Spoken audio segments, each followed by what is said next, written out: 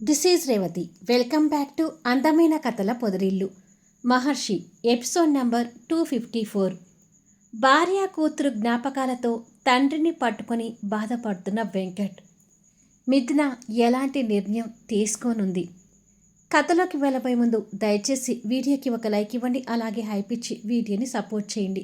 మన స్టోరీస్ నచ్చినట్టయితే మన ఛానల్ని షేర్ చేయండి. ఇక కథలోకి వెళ్ళిపోదాం. గౌతమ్ వచ్చి డోర్ తీయగానే ఎదురుగా పాపని ఎత్తుకున్న చెల్లెల్ని చూసి, మిథునా, నువ్వా? ఏంటి ఇలా సడన్గా ఫోన్ కూడా చేయకుండా వచ్చావు? అంటూ తన దగ్గర నుండి మేనకోడల్ని ఎత్తుకున్నాడు. మిథున ఏమీ మాట్లాడలేక కన్నీళ్లు తుడుచుకుంటూ చేతిలో లగేజ్ పట్టుకుని లోపలికొచ్చింది. గౌతమ్ మాటలు వినపడి సుచరిత, తాన్య కూడా కిచెన్లో నుండి బయటకొస్తారు. మిథున లగేజ్తో రావటం చూసి గౌతమ్తో పాటు ఈ ఇద్దరు కూడా ఆశ్చర్యపోతుంటారు. మిథున అక్కడికి వచ్చి కూర్చొని జరిగిందంతా కళ్ళ ముందుకు తెచ్చుకొని వెంకట్ అన్న ఒక్కొక్క మాటకి గుండెలు పగిలేలా ఏడుస్తుంటుంది. ఏమైంది మిథునా? అంటూ సుచరిత వచ్చి తన పక్కన కూర్చుంది. నాకు వెంకట్ వద్దమ్మా, ఇక నేను వెంకట్తో కలిసి ఉండలేను అంటూ తల్లిని పట్టుకొని ఏడుస్తుంటుంది. ఆ మాటలు విని ముగ్గురు షాక్ అవుతుంటారు. అసలు ఏమైందే? మళ్ళీ మీ ఇద్దరి మధ్య ఏదైనా గొడవ జరిగిందా? అని అడుగుతుంది సుచరిత గారు. పలానా గొడవ అని చెప్పుకోవటానికి కూడా లేకపోయేసరికి మిథున దుఃఖం కట్టలు తెంచుకుంటుంది. ఏమైందో చెప్పమంటే అలా ఏడుస్తున్నావేంటే? అని అడుగుతుంది సుచరిత గారు. తల్లిని చూసి పాప ఏడుస్తుంటే గౌతమ్ మేనకోడలను సముదాయిస్తూ, నువ్వలా ఏడుస్తూ కూర్చుంటే మీ ఇద్దరి మధ్య గొడవ ఏంటి అనేది మాకు ఎలా తెలుస్తుందమ్మా? అని అంటాడు. కొత్తగా మా మధ్య గొడవ జరిగింది ఏమీ లేదన్నయ్య. మా ఇద్దరి మధ్య ఎలాగూ కలివిడి లేదని మీకు తెలిసిందే కదా. ఇక వెంకట్‌తో ఉండలేక నేనే వచ్చాను అని చెప్పి ఇక వాళ్ళ ముందు ఏమీ మాట్లాడలేక తన బ్యాగ్ తీసుకుని పైకి వెళ్తుంటుంది. అసలు మళ్ళీ వీళ్ళకు ఏమై ఉంటుందిరా?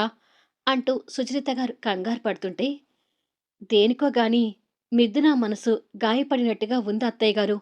అసలు గొడవేంటో తనే నిదానంగా చెప్తుందిలే. మీరు తన మీద ఒత్తిడి పెట్టి ఇప్పుడు ఏమీ అడగకండి. ముందు తన్ని కాస్త ప్రశాంతంగా ఉండనివ్వండి అని అంటుంది తాన్య. రూంలోకొచ్చిన మిథున బ్యాగ్ పక్కకు వేసి బెడ్ మీద పడి ఏడుస్తుంటుంది. తను అలా ఏడుస్తూనే వెంకట్ ముందు తను అలా ప్రవర్తించిన తీరంతా గుర్తు తెచ్చుకొని, కొంపతీసి నేను వెంకట్‌తో ఇలా సిగ్గు విడిచి ప్రవర్తించానని వెంకట్ అందరికీ చెప్పి అందరి ముందు నా పరువు తీస్తాడా? అని అనుకొని కృంగిపోతుంటుంది. అడిగేది నిన్నేరా! అసలు మీ మధ్య గొడవేంటి? అంటూ బెనర్జీ గారు సీరియస్‌గా నిలదీస్తున్నారు. వెంకట్ కూడా జరిగిన గొడవ గురించి చెప్పలేక ఇబ్బంది పడుతూ మౌనంగా ఉంటాడు.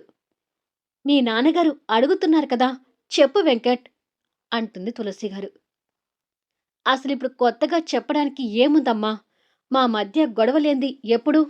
నాతో కలిసి ఉండలేను అని తనే వెళ్ళిపోయింది కాబట్టి ఇక తనని అలాగే ఉండనివ్వండి. మేమిద్దరం కలిసి ఉండటం ఇక అసలు కుదరని పని. పర్మనెంట్‌గా ఇక మేము విడిపోయినట్టే అని చెప్పి వెంకట్ రూంలోకి వెళ్ళిపోతుండగా, మరి మీరు విడిపోతే పాపరా? పాప గురించి ఏం ఆలోచిస్తున్నారు? అని అడుగుతాడు బెనర్జీ గారు. తండ్రి మాటతో వెళ్ళబోయిన వెంకట్ ఆగి పాపను గుర్తు చేయగానే బాధపడుతూ, పాపకి పాలు మాన్పించి నా దగ్గరికి పంపిస్తానని మాట ఇచ్చింది. మాట మీద నిలబడుతుందని నేను కూడా అనుకుంటున్నాను అని చెప్పి లోపలికి వెళ్తాడు. ఇది అండి వరుస. అసలు మళ్ళీ మిథున వెళ్ళిపోయే వరకు ఏం గొడవ జరిగిందో చెప్పమంటే చెప్పడం లేదు అంటుంది తులసి బాధపడుతూ. ఓర్పు సహనంతో కలిసి ఉండి కాపురం చేసుకోవాలని వాళ్ళిద్దరికీ ఉండాలి గాని వాళ్ళకే లేనప్పుడు మనమేనా ఎంతగా ప్రాకులాడతామే అంటాడు బెనర్జీ గారు బాధపడుతూ. ఇక రాజశేఖర్ గారు ఏడుస్తున్న కూతుర్ని దగ్గర తీసుకుని, అసలు ఏం జరిగిందో చెప్పమ్మా అని అడుగుతాడు. వాళ్ళకి ఎదురుగా గౌతమ్, తాన్య, సుచరిత కూడా కూర్చొని మిథున పరిస్థితికి బాధపడుతుంటారు. గొడవ ఏంటి అని చెప్పడానికి ఏమీ లేదు నాన్నా. నేను వెంకట్ దగ్గర ఉంటున్నా, మేము దూరంగానే ఉంటున్న విషయం అందరికీ తెలిసిందే కదా! ఏదైనా తెగే వరకు లాగొద్దు అంటారు కదా! కానిక్కడ ఇద్దరం తెగే వరకు లాగేశాము. అదే జరిగింది.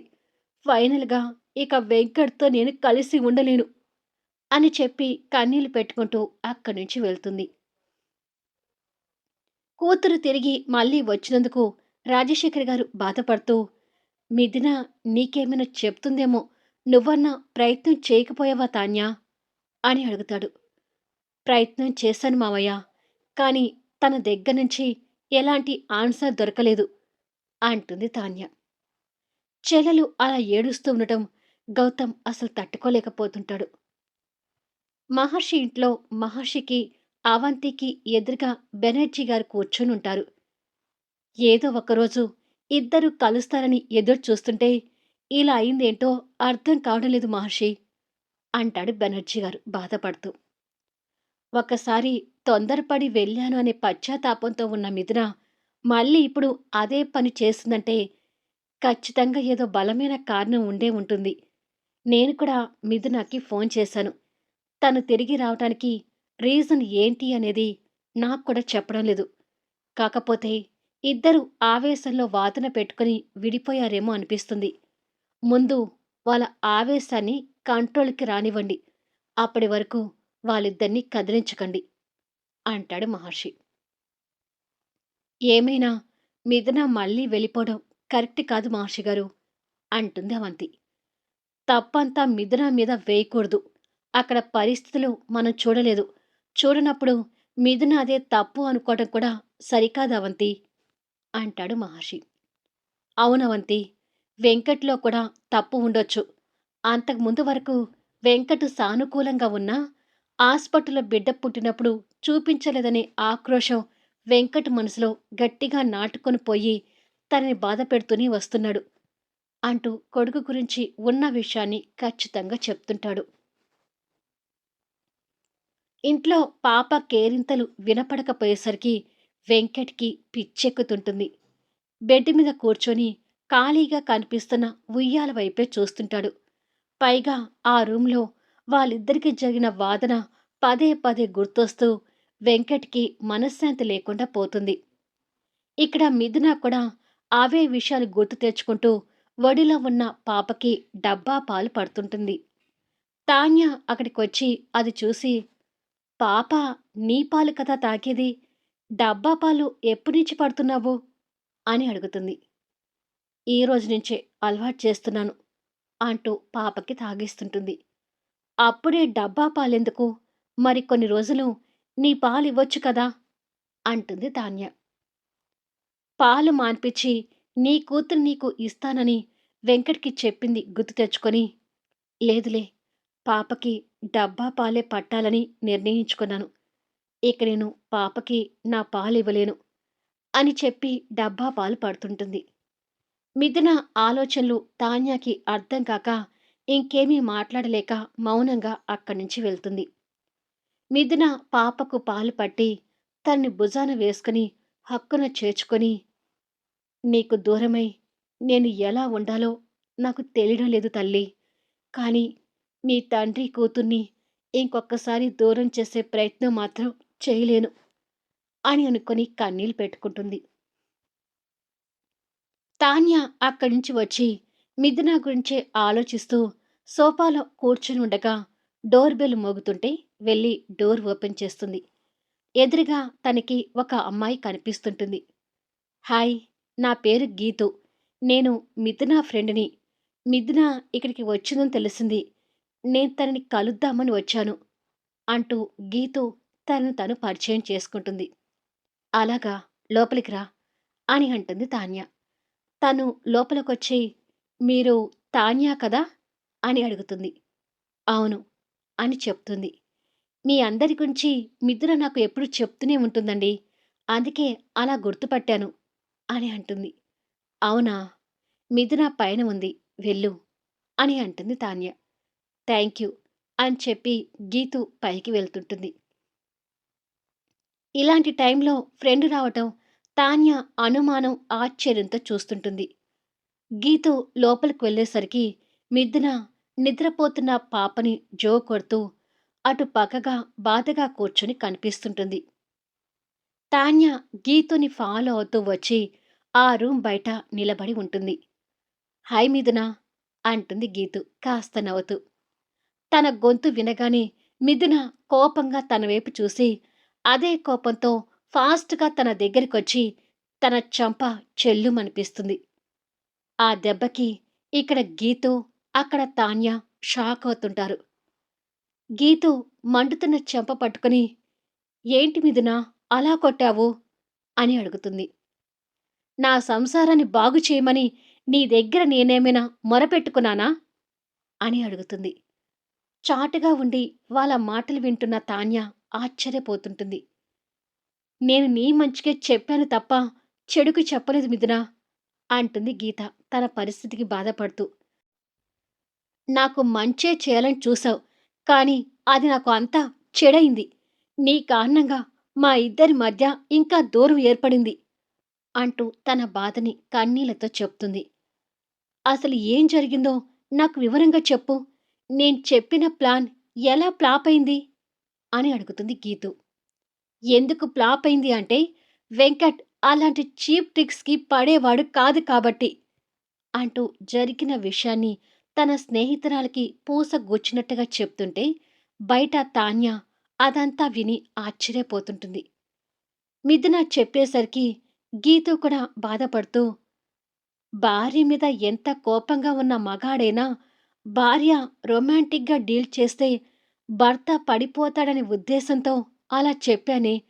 కానీ అలా చేసినా కూడా వెంకట్ నీకు లొంగలేదు అంటే నిజంగానే ఈజ్ వెరీ గ్రేట్ అని అంటుంది. ఇప్పుడు వెంకట్‌ని మెచ్చుకోవడానికి ఇక్కడికి వచ్చావా? అని ఆవేశంగా అడుగుతుంది మిథున. మెచ్చుకోవడం కాదే, లోకంలో ఉన్న మగాళ్ళ మెంటాలిటీని బట్టి అంచనా వేసి చెప్తున్నాను. వెంకట్ నీ గురించి తప్పుగా మాట్లాడడం అలా ఉంచితే, క్యారెక్టర్ ఉన్న ఇలాంటి మగవాడు భర్తగా రావటం ఓ రకంగా నీ అదృష్టం. కాకపోతే వెంకట్ ఆవేశంతో నిన్ను తొందరపడి మాటలు అన్నాడని అర్థమవుతుంది. కానీ నువ్వేనా కాస్త సహనంతో ఉండాల్సింది అని అంటుంది. ఎంతవరకు సహనంగా ఉండాలి? నా క్యారెక్టర్ చీప్ చేసి మాట్లాడుతుంటే సహనం, ఓర్పు అనేదే మర్చిపోయాను అని అంటుంది కన్నీళ్ళు పెడుతూ. ఆ విషయంలో మిథున పడుతున్న బాధ తాన్య మనసుకి కూడా అర్థమవుతుంది. ఏమైనా మీరిద్దరూ ఇలా దూరం కావడానికి నేను కారణమైనందుకు నాకు కూడా బాధగానే ఉంది. నేను చేసిన తప్పుని సారీ అని 2 అక్షరాలు చెప్తే అది చాలా తక్కువవుతుంది అని అంటుంది గీతు బాధపడుతూ. మీదిన కన్నీళ్లు తుడుచుకొని, ఇక్కడ తప్పంతా నీ ఒక్కదానిది కాదులేవే, నాది కూడా ఉంది. నీకంటే వెంకట్ మనస్తత్వం తెలీక నువ్వు నాకు అలా సలహా ఇచ్చి ఉండొచ్చు. కానీ నా బుద్ధేమైంది? ఈ నేల నుంచి వెంకట్ మనస్తత్వం ఏంటో తెలిసి కూడా నేను అలా దిగజారిపోయి ప్రవర్తించటం నా తప్పు అంటూ బెడ్ మీద కూర్చొని ఏడుస్తుంటుంది. అదే సమయంలో రూంలో కూర్చున్న వెంకట్ జరిగిన సంఘటనంతా గుర్తు తెచ్చుకొని, "నువ్వు నాతో అలా ప్రవర్తించటం నీ తప్పు మిథునా. నీ మనసుకు దూరంగా ఉంటున్న నేను నీ శరీరానికి దగ్గరవుతానని అసలు అలా ఎలా అనుకున్నావు? అంటే నేనీకు అంత చీప్‌గా కనిపిచ్చానా? నాతో ఇన్నాళ్ళు కలిసి ఉండి నన్ను అర్థం చేసుకుంది ఇదేనా? నువ్వలా ప్రవర్తించేసరికి నీ ప్రవర్తన నాకు జుగుప్సాకరంగా అనిపిచ్చి నేను కూడా మాటలు జారాను. నిన్ను అన్ని మాటలనడానికి కారణం నువ్వు నాతో ప్రవర్తించిన తీరే మిథునా" అని అనుకొని బాధపడుతుంటాడు. ఎదురుగా కాలి ఉయ్యాల కనిపిస్తుండేసరికి ఆ బాధ ఇంకా ఎక్కువవుతూ ఉయ్యాల దగ్గరికి వచ్చాడు. ఉయ్యాల లోపల చేయి పెట్టి పాప ఉన్నట్టుగా తడుముతుంటాడు. బెనర్జీ గారు లోపలికొచ్చి ఆ దృశ్యాన్ని చూస్తుంటాడు. తండ్రి వచ్చిన శబ్దంతో వెంకట్ అటువైపుగా చూశాడు. ఎదురుగా తండ్రి కనపడగానే పరిగెత్తుకుంటూ వెళ్ళి ఆ బాధలో తండ్రిని హగ్ చేసుకుని, "మిథునాకి ఎప్పుడు తొందర ఎక్కువే నాన్నా. నన్ను ఎప్పుడు కూడా మిస్‌అండర్‌స్టాండ్ చేసుకొని ప్రవర్తిస్తుంది. ఐ హేట్ హర్ అంటూ ఆ ఏడుపులోనే తనని తిడుతుంటాడు. పైకి చెప్పుకోవడం లేదు కానీ, భార్య, బిడ్డ దూరమైనందుకు కొడుకు కుమిలిపోతున్నాడని ఆ తండ్రి మనసుకు అర్థమై, ఆ క్షణం కొడుకు మీద జాలి పడుతూ వెన్ను మీద చెయ్యి వేసి నిమురుతుంటాడు. మిథున అన్నీ చెప్పుకొని ఏడుస్తుంటే, గీతు బాధపడుతూ, అసలు నేను ఇండియాకి వచ్చినా కూడా నిన్ను కలవకుండా ఉండాల్సింది. నేను నీకు ఫోన్ చేయకుండా ఉండాల్సింది. నువ్వొచ్చి నన్ను కలవటం, ఇద్దరం పనికిమాలిన డిస్కషన్ చేసి, ప్లాన్ అని చెప్పి నిన్ను ఇంకా కష్టాల్లో పెట్టాను అని అంటుంది. మిథున ఆ క్షణం ఆ బాధ నుండి కాస్త విరమించుకుంటూ, ఆడుకుంటున్న పాప ముందు బొమ్మలు పెట్టి, ఇక వదిలేయ్. నా జాతకం ఎలా ఉంటే అలా అవుతుంది. ఉండు, కాఫీ తీసుకొస్తాను అని చెప్పి వెళ్ళబోతుంటే, తన చేయి పట్టుకుని ఆపి, కాఫీ వద్దు, ఏం వద్దు. నేను త్వరగా వెళ్ళాలి. పాప నిద్ర లేచింది కదా! నువ్వు పాప దగ్గర ఉండు. నేను వెళ్తానులే అని చెప్పి పాపని ఎత్తుకొని ముద్దాడి, హాయ్ ఏంజిల్. మీ మమ్మీ, డ్యాడీ ఇక నీ వల్లే కలవాలి. ఎలా కలుపుతావో ఏంటో అంటూ పాపకి ముద్దులు పెడుతుంటుంది. తను అలా అంటుంటే, నువ్వు సెకండ్ ఛాన్స్ ఇచ్చినా కూడా నేను ఆ సెకండ్ ఛాన్స్ తీసుకునే పరిస్థితిలో లేనని వెంకట్‌కి చెప్పడం గుర్తొచ్చి, ఇక లేదులే, మేం కలవటం జరిగిన పని అంటూ తన దగ్గర నుంచి పాపని తీసుకుంటుంది. అదేంటి అలా అంటావు? అంటుంది గీతు. తాన్య కూడా ఆ మాటలు విని కంగారు పడుతుంటుంది. నువ్వు త్వరగా వెళ్ళాలన్నావు కదా! ఇక బయలుదేరు అంటుంది మిథున. ఇక ఆ విషయం గురించి మాట్లాడడం ఇష్టం లేక. మిథున బాధలో ఉండి అలా మాట్లాడుతుందని గీతుకి అర్థమై, ఇప్పుడేం మాట్లాడినా అనవసరం అని అనుకొని, సరే నేను వెళ్తాను అని చెప్పి పాప తల నిమిరి బయటికొస్తుంది. తను అలా బయటికి రాగానే ఎదురుగా తనకి తాన్య కనిపిస్తుంది. మళ్ళీ నెక్స్ట్ వీడియోలో కలుద్దాం. విషయం అంతా విన్న తాన్య ఇప్పుడు ఏం చేయబోతుంది? తెలియాలి అంటే వీడియోస్ మిస్ కాకుండా చూడండి. కథ నచ్చితే లైక్ చేయండి, హైప్ ఇవ్వండి, మీ అమూల్యమైన కామెంట్స్ షేర్ చేయండి. అలాగే మన స్టోరీస్‌ని దయచేసి షేర్ చేయండి. Thank you for listening.